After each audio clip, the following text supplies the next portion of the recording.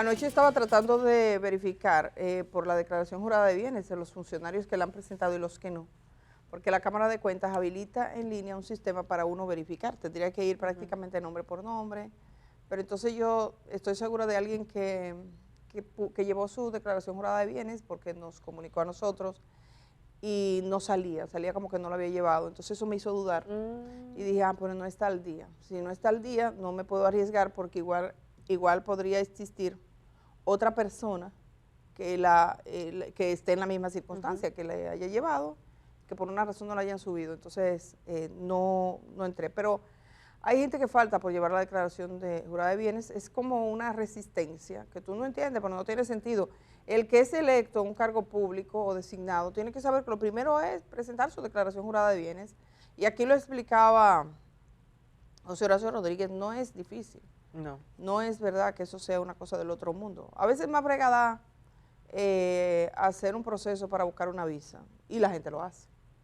Entonces, ayer el presidente de la República se refirió a los funcionarios y funcionarias que no hayan presentado su declaración jurada de bienes. Yo creo que lo dijo, ya tiene hasta pique el presidente, porque cuando empezaba su mandato, hace 4 años ya había hecho un anuncio similar, pero ayer dijo, es para afuera, lo vamos a cancelar o todo eso. Vamos a ver, vamos con lo que dijo el presidente ayer, que anda por los Estados Unidos, allá daba la rueda de prensa que da los lunes en la semanal o su exposición, y se refirió a 3 aspectos. Nosotros de todo lo que el presidente dijo, hemos escogido el tema de la declaración jurada de bienes, el tema de la canasta básica, porque creo que el presidente está hablando de un tipo de canasta que algunos no saben dónde anda. O alguna canasta vacía.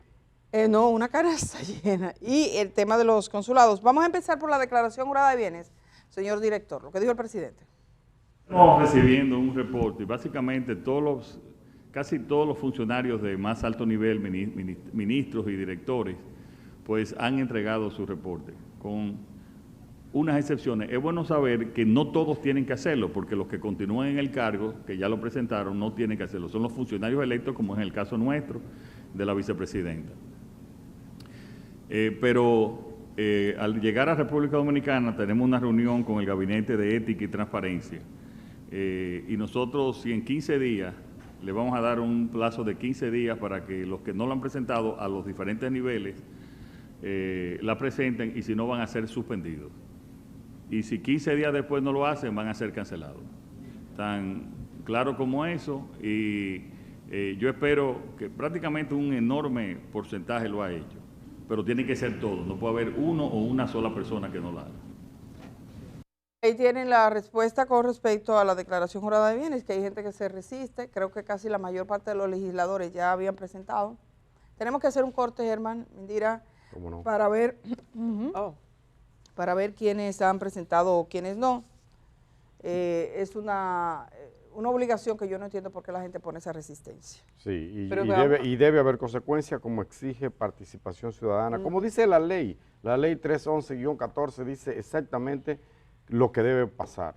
¿Cuáles son los funcionarios a que les compete? El presidente hace una acotación válida, que dice los que fueron, los que siguen en el cargo, ¿verdad? Por ejemplo, si usted era ministro, digamos, de Educación y había hecho ya su declaración, no tiene que volver a hacerla, excepto cuando deje el cargo.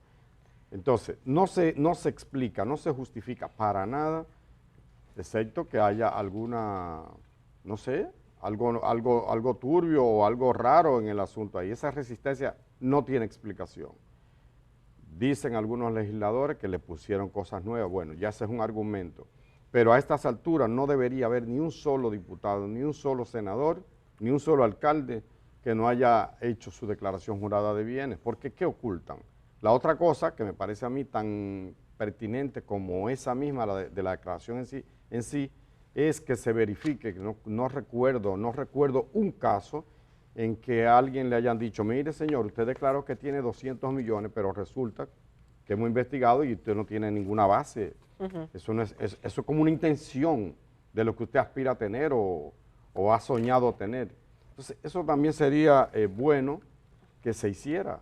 A mí no me parece... Que se verificara si lo que un fulano, sutano, ha declarado, si efectivamente lo tiene. A mí lo que no me parece es ese plazo que le da el presidente No. a los legisladores y a los demás funcionarios también, incluidos los alcaldes y los regidores, porque fomenta esa cultura que tenemos aquí en República Dominicana de no importa si tú no presentas en el tiempo que tienes que presentar, siempre te daremos un plazo, siempre habrá una ventana, siempre habrá una ventanita que te va a permitir a ti que lo que tú hiciste incorrecto o lo que tú hiciste contrario a lo que mandaba la ley o los plazos que estableció el gobierno o el tribunal y demás, que no importa. No importa que tú no cumplas con eso porque siempre habrá una vía de escape. Y yo pienso que esta decisión del presidente Luis Abinader de dar primero 15 días y luego que si en 15 días tú no presentas, te suspendemos. Y entonces, si luego en 15 días tú no presentas tampoco, ahí ya te retiramos de tu cargo. Pienso que es dar esa vía libre a los funcionarios para que sepan que si tal vez dentro de 4 años,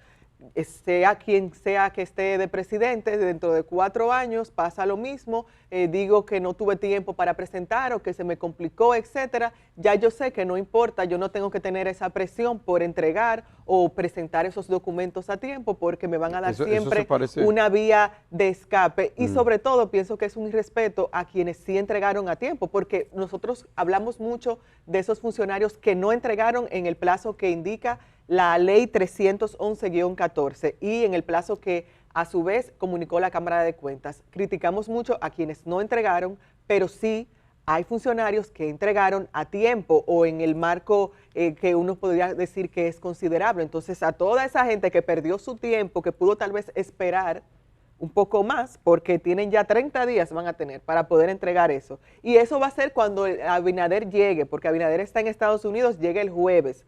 Me imagino que se reunirá ya a cuestión del lunes para ver entonces cuándo le dan el plazo de los 30 días a esos funcionarios. Entonces no, cuando venga el marbete me imagino que no importa, podemos decir no importa porque siempre nos van a dar un plazo. Lo del marbete se acabó. Sí, pero uno puede decir, pero si a los funcionarios le dieron. No, pero hace un par de años que ya no dan prórroga. Que la DGI dio, no hay pues entonces prórroga. Nos deberían de dar prórroga, porque a los funcionarios le están dando prórroga con una declaración de bienes, que es para saber si los bienes que tienen son transparentes. Entonces, como a los funcionarios le dan prórroga, a nosotros tienen que darnos prórroga, no solamente en el marbete, sino en otras cosas. En eso podría una decisión, por ejemplo, la Cámara de Cuentas, porque la prórroga que da el presidente es como funcionario público, es decir, yo te cancelo, va a tener una consecuencia en el Estado, y esa consecuencia 15 y 15. 15 días o suspendido y después suspendido, 15 días cancelado. Pero eso digamos que es al margen de la ley, una decisión del gobierno, pero la Cámara de Cuentas, que yo no sé si es que es un problema que tiene la ley de declaración jurada de bienes, que las consecuencias, no hay fuerza. Que no tiene dientes, dicen los abogados. Pero bueno, porque como vamos a tener la conversación en breve con Víctor Castro del INAVIE y sobre esos 100 millones, y quiero tirar un video de ese recorrido, por lo menos una parte. Vamos a ver el tema, que sí que le gustó a Germán, el de la canasta. Germán dijo, wow, qué canasta. La canasta básica, que el presidente habló de la canasta. ¿Qué dijo el presidente de la canasta, señor director? No, yo quiero saber de qué canasta que está hablando. Vamos a ver si se puede advertir de la canasta que habla el presidente. Vamos a ponerla. República Dominicana, a pesar de inflación mundial, nosotros tenemos la tercera canasta básica más económica de toda Centroamérica. Éramos la tercera más cara hace unos 6 años, y ahí están los datos, según los organismos, esos no son datos nuestros, son del organismo de control del consumidor. Claro, ha habido una inflación, han subido los precios en todo el mundo, han subido aquí en Estados Unidos significativamente. Yo veo las quejas que hay cuando se va a Estados Unidos. Imagínate un país que lo produce todo. Nosotros producimos mucho, pero no lo producimos todo porque somos una isla pequeña. Pero es una preocupación básica que nosotros tenemos para mantener a precios justos los productos de primera necesidad. Aquí está. Entonces, Germán, es tuya tu canasta. Bueno, y el presidente tiene esa apreciación. Puede ser que en términos de números estadísticos y cosas sea así, que tú tengas que Nicaragua, Panamá, Guatemala, Honduras, El Salvador, Belice, ¿cuál me falta? Eso, que sean Cuba, Puerto Rico, que sea todo más caro que aquí. puede ser. Pero de que aquí esté barata, eso no es cierto. Él no lo ha dicho que está barata, sino que tenemos la tercera menos cara, pero sigue siendo cara. Sigue siendo cara. La mayoría de los empleados no gana con qué cubrir la canasta familiar. Una persona no gana con qué cubrir la canasta. Tendría que trabajar 1 o 2 en la casa, a veces 3. Una misma persona tiene que trabajar 2 y 3, hacer 2 turnos. Hay gente que trabaja hasta en la noche, para poder cubrir malamente la canasta básica, no es que sea de lujo, la canasta básica. Entonces, me parece como que no debería estar tan conforme el presidente. Bueno, no estamos tan mal, porque los otros están peores.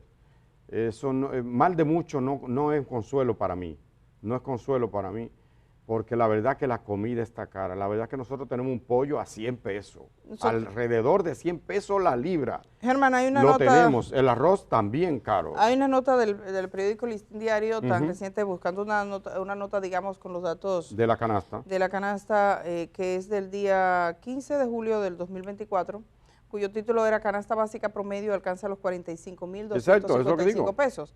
Entonces van diciendo, sí, la canasta básica promedio, 41.562, una diferencia de 201.23 con su costo de enero, y 8.611 comparado con agosto del 2020, es decir, cuando empieza el gobierno de Abinader. La canasta familiar promedio, un poco más de 45.000, según los datos del Banco Central, y ellos están recogiendo los datos del Banco Central, y aquí viene, bueno, y de 9.171 más que cuando inició la gestión del presidente de la República. Entonces, de más bajos ingresos, Quintil 1 se ubicó el mes pasado en 27.000 pesos. El salario una mínimo. Diferencia, sí, al compararla con lo que costaba. ¿Tú sabes cuánto más tiene para cuando el 2020? Esa canasta, el nivel más bajo, 5.890, que no es un incremento que se haya registrado en los salarios. Entonces, seguimos con los valores. Acá tenemos la informalidad. De acuerdo a la TCS, en el sector público hay 715.469 empleados con un salario promedio de 40.000 pesos. Promedio. En el sector formal, hasta el mes de abril del año 2024, se ubican 2.305.000 personas, 53% hombres, 47% mujeres, y de esto el 67.9% devengaba menos de 30.000 pesos. Entonces los salarios son bajos, la gente menos de 30.000 pesos. El mínimo nacional, Edith, es mientras 19.000 pesos. 17.8 apenas se recibía 15.000 o menos. La informalidad, entonces el 55% de las y los trabajadores que desempeñan la informalidad, esto dice, podría ser más profundo, la desocupación. Entonces, datos de la inflación. Los detalles del Banco Central hasta julio de este año indican que el índice de precio al consumidor reflejó un incremento de 0.75 en el grupo de alimentos y bebidas no alcohólicas, lo que dijo se debió al aumento de precios verificados en bienes alimenticios como el pollo fresco, el arroz, los ajíes, la cebolla, los guandules verdes, los plátanos verdes, entre otros. Y disminuciones de precio en los limones agrios, las papas. ¿Dónde están los limones más baratos? Los limones más baratos, yo no lo he visto. Bueno, limones agrios, las papas, los guineos verdes y la chinola.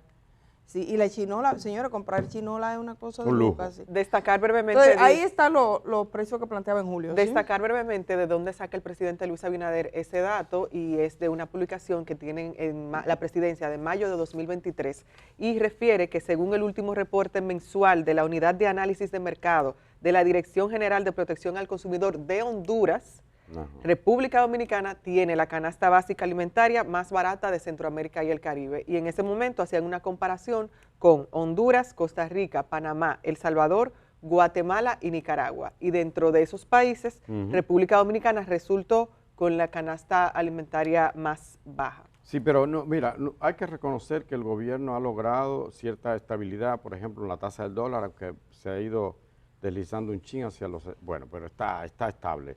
Durante una estabilidad económica. Sí, en términos económicos en general han hecho un gran esfuerzo. Hay que reconocer que se ha elevado algunos salarios mínimos, es cierto, en algunos sectores, lo que llaman salario mínimo sectorizado, algo así. Es decir, tanto para los albañiles, tanto para los agricultores, tanto así, jornalero tanto, metalero tanto, lo que sea, diversos, que aquí hay como 50 salarios mínimos, pero bueno, se ha elevado un poquito. Pero que resulta que tú tienes una gente ganando 15,000, 19,000 pesos y tú tienes una canasta en 40, esa persona, ¿cómo se hace? O come menos, o no lleva, o no tiene, no se disfruta de nada en la vida, o tiene que trabajar 2 veces, o hay que trabajar 2 y 3 gente en la casa para completar lo mínimo, si acaso, o tiene que trabajar y chiripear por allí, por aquí. Por eso que digo que critico que eso que el presidente como que se consuela con eso y no debería. Pero hay una cosa de la que dijo que es cierto, la producción de alimentos, que nosotros producimos lo que comemos, eso está es bien. bueno. Pero bueno, este tema después con un economista podemos seguir conversando porque hoy vamos a dirigir la mirada, como le decíamos antes, al tema de los útiles escolares dañados que lo van a hacer con él una molienda, entonces, o con ellos, son muchos bienes ahí. El presidente de la República habló sobre las guerras, dijo de la gente que sufre la humanidad, de que el lenguaje sean las guerras, y habló sobre la necesidad de que las entidades internacionales tengan la fortaleza de intervenir adecuadamente. Ese fue el discurso durante la cumbre de las Naciones Unidas sobre el futuro, en la que hablaba el presidente ayer y que se ha emitido en vivo por todos los medios, incluyendo este. Y nosotros nada más que lo mencionamos, además de los otros temas que estaban en esa conversación con la prensa como cada lunes, no podemos obviar temas relevantes antes de ir con el que nos va a ocupar ahora, que es que ayer se suponía iba a comenzar el juicio Medusa, el juicio de fondo. Después de jornadas muy largas, imagínense ustedes, después de todo ese barajando ese proceso, finalmente llegó el día del juicio, pero ¿qué creen ustedes? Se aplazó. Entre las razones por las que se aplazó es porque hay un ciudadano que está imputado y está de viaje. Oigan eso. Hay otros 2 que dicen que no tienen abogado.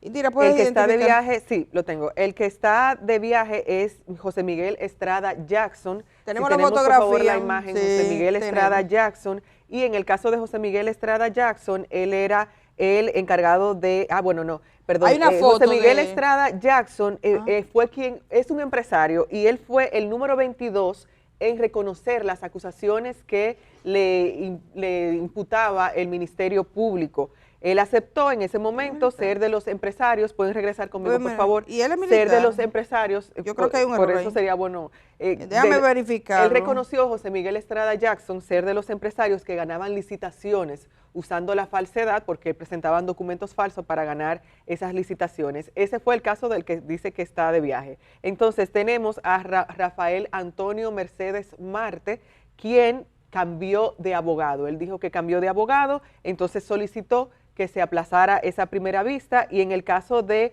Rafael Antonio Mercedes Marte, él era ex contador del Ministerio Público. En ese momento él ocupaba el cargo de contador. Y otra persona por la que se aplazó el inicio del juicio de fondo del caso Medusa es el señor José Miguel, Forteza, Javier Alejandro Forteza. Forteza Ibarra, exacto, quien dijo que él no tiene para costear un abogado, entonces que tiene que, ¿Cómo que no? necesita ser asistido con la defensa pública. Pero él No va por un cuenta con camino, abogado. él va por un camino más corto, porque el otro que dijo que no tenía abogado ahora, pidió que le dieran un plazo para conseguir un abogado y cuando le dijeron 24 horas dijo que el tiempo no era dijo suficiente. que era muy poco. Dijeron, no se preocupe, le ponemos un defensor público. No será necesario porque va a tener tiempo, porque la audiencia será el 1 de octubre, o sea que tiene tiempo de aquí al 1 de octubre. En el caso de Alejandro Forteza, él era encargado de la data, de todo lo ese fue el del borrado de los discos. De borrar todo. De borrar todo. Y referir, antes de continuar con los demás temas, Edith, que además de esto, de los 3 imputados que dicen que no podían por X o Y razón, también los abogados de los imputados dijeron que por favor, que solo se celebren las audiencias 2 días a la semana en lugar de los 3 días que se tenían previsto, porque ellos tienen otros procesos y sería más factible para ellos poder trabajar. Que por favor, que en vez de los 3 días, que le dejen 2, porque como no es nada, que le dejen 2. Eso nada más se ve en este tipo de casos. Pregunta cuánta gente tiene, madres que tienen hijos presos y demás, y pueden escoger los días. En este tipo de casos que uno ve eso.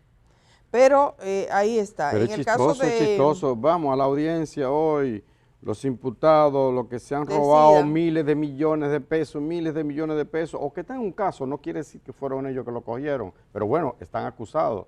Y dice, no, no se va a celebrar la audiencia. De eso que estamos hablando, señores. Oye, señor, No se va a celebrar la ¿Lo audiencia mató usted, señor? porque uno de los imputados está de viaje. Él se fue de viaje. ¿Lo ¿Dónde mató puede, usted? ¿Dónde puede caber eso? A propósito de la culpa, ¿lo mató usted, señor juez? ¿Lo mató el fiscal? Que él vuelve el sábado, el 28 de septiembre. Sí, un Más viaje. tarde. Javier Alejandro Forteza, que está imputado por el borrado, que eso hizo un daño tremendo. Se borraron datos de, por ejemplo, de los narcotraficantes, de la gente que iba a ser sacada. ¿Usted sabe la implicación que tiene eso? Borrar la data de gente que iba a ser extraditada o que ha sido extraditada por delitos graves, la data de ciertas fiscalías, la base de datos de los fiscales, los correos que se compartían, que entró en el sistema con posterioridad a que Miriam Germán fuera nombrada Procuradora General de la República. De eso está señalado.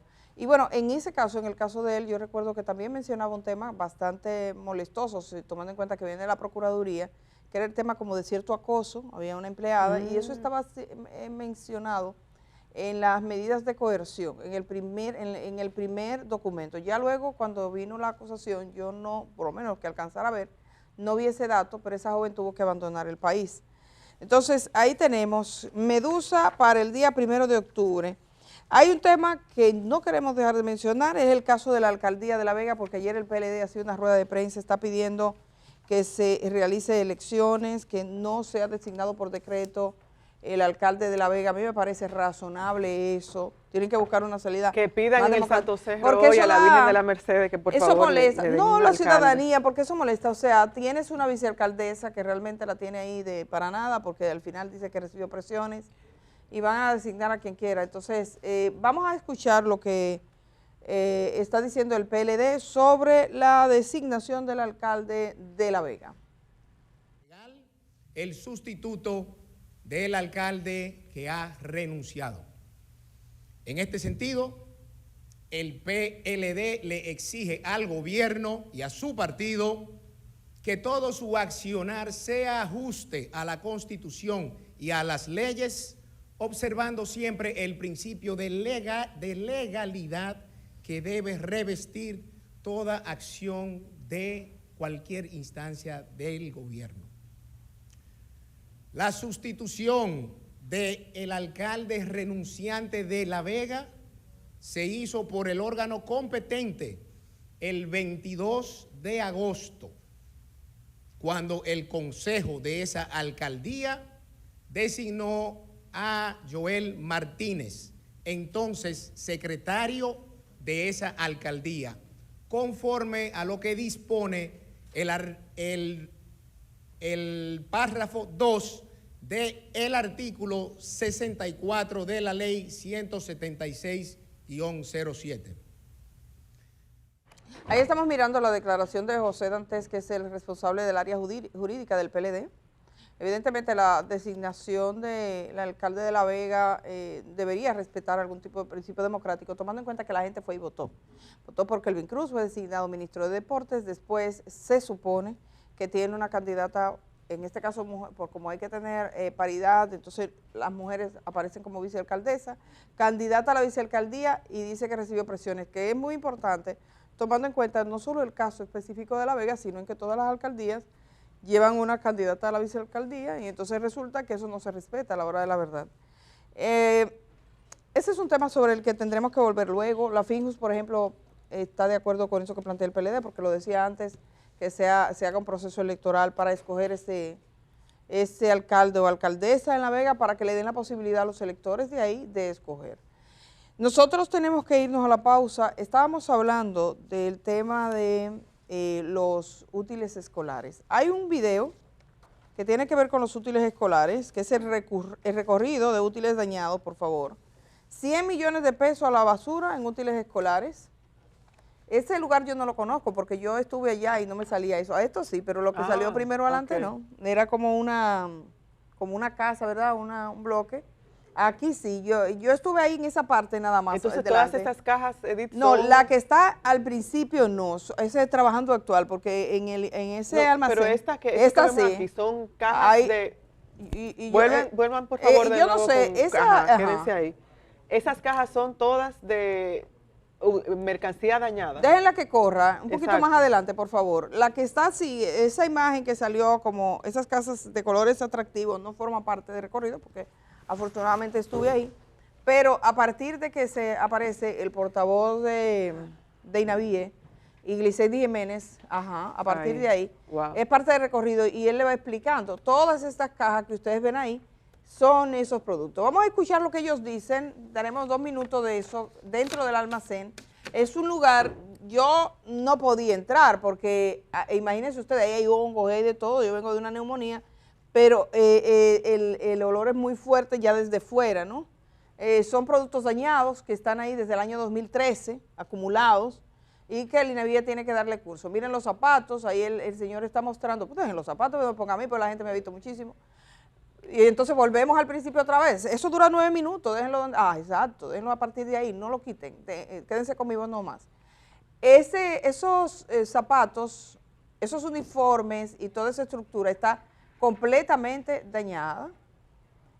Nosotros vamos a ver cómo fue posible que esto pasara, por qué pasó esto, qué fue lo que ocurrió. Ahí está viendo Stanley, que es portavoz Taveras del INAVIE, que le explicó un poco a Gliseydi en qué consiste todo esto. Lo dejamos con el audio, este pasillo grande, ya ustedes ven todo, 100 millones de pesos la basura. Ahí hay zapatos, Esto es la primera vez que pantalones. entran las cámaras ahí. Quisimos hacerlo de que se pudiese observar, pudiésemos entrar y pudiésemos tener una idea de lo que ocurre. Déjenlo ahí mismo, y ahí donde está. Subimos el audio. Ahí comienzan a mostrar, ahí vienen de la Altagracia. Incluso también hay más de 1000 y Y tantas de regresamos de una mochilas vez que con también el están en director condiciones. de Por INAVIE. ejemplo, usted tiene un logo, no cumple aquí con algunos requerimientos del momento. Hay diferentes razones que se indican del no entrega, pero la calidad o lo que tiene esto no cumple. Y sobre todo, este sello, que en algún momento también se habló del tema del bullying que le hacen a algunos niños por tener estas simbologías dentro de la indumentaria que se entrega a los niños. Yo le estoy poniendo la mano, pero yo me la voy a limpiar y a lavar. Sí, hay que higienizarse perfectamente, sí. Entonces, podemos ver el contenido de alguna de las cajas. ¿Las mochilas están surtidas o solamente son las mochilas Solamente vacías? son las mochilas vacías, básicamente. Luego podemos destapar algunas cosas, los zapatos, por ejemplo, también, que están un poquito más adelante, que ahí se puede ver también. Sí, pero lo que tú vas a encontrar más aquí realmente son más pantalones. Te estoy hablando que más de 70 y tantos de miles de unidades de pantalones que hay. Luego la otro ítem que tienen más son los zapatos, más de 14,000 y pico, y mochilas, 1000 y tanto, como te había indicado anteriormente. Ok, y cajas aquí tenemos alrededor de ¿cuántas cajas más o menos? La caja no sé qué cantidad de cajas hay, más o menos la cantidad de artículos. Y como tú te das cuenta, muchos dicen, por ejemplo, lo que contienen. Por ejemplo, aquí dice 15 pares de zapatos dañados, y así sucesivamente. Tú puedes mirar en diferentes Aquí dice cajas. 60 cajas, dice pantalones. Caqui y legibles. Ok, 50 unidades. Ok. Generalmente, ya tú has hablado de que las cosas que están aquí habían ponderado darla en donación, Sí, pero no cumplían. Sí, una visita se hizo en enero del 22, se analizó, se estaba viendo la forma de reclasificar, pero no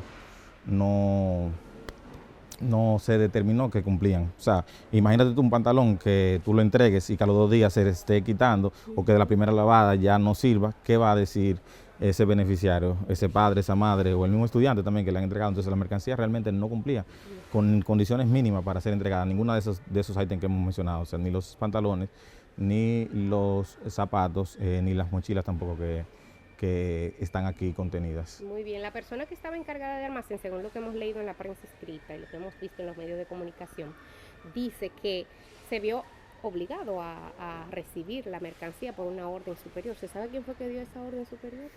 No, realmente no tengo datos. Sabe que nosotros esta gestión apenas inició en el 21-22.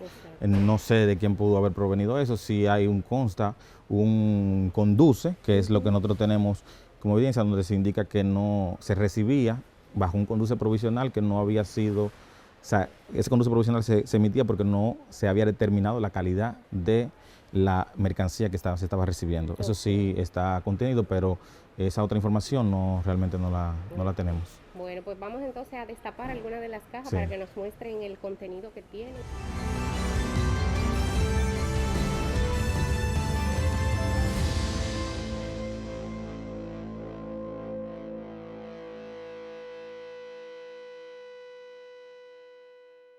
Bueno, ahí están, por ejemplo, esta caja para de zapatos, mire como cuando le hacen, mire cómo se le va todo el recubrimiento que tiene, que se supone que eso no debería pasar realmente. Entonces, todos, usted le hace eso mismo, pasa igual. O sea, se desprenden de un lado, lo que sea. Cuando tú lo ves, por ejemplo, en inicio, tú lo puedes ver que cualquiera creería, cuando tú lo ves, cualquiera creería que dice, bueno, mira este zapato, eso está muy bien, excelente, mira.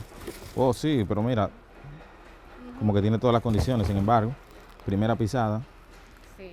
mira lo que hubiese corrido. Totalmente. Y esos son básicamente sin uno hacerle prácticamente nada de fuerza, como quien dice.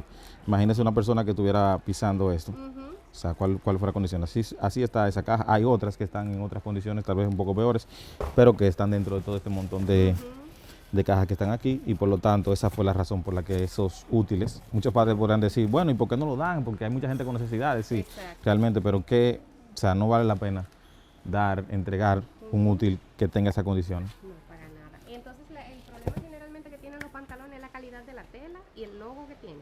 Sí, en su mayoría tienen óxido también, el zippers, por ejemplo, cuando lo bajan no funciona, ni nada por el estilo. Vimos uno ahorita de lejos, pero vamos a mostrar, bueno, este es un zapato, pero vamos a mostrar uno de los pantalones. ¿Tienen cajas con los t-shirts aquí? No hay, no. Aquí yo no he visto, ¿no? Pantalón, mochila y zapatos, ¿Podemos básicamente. abrir uno de los pantalones Vamos a ver.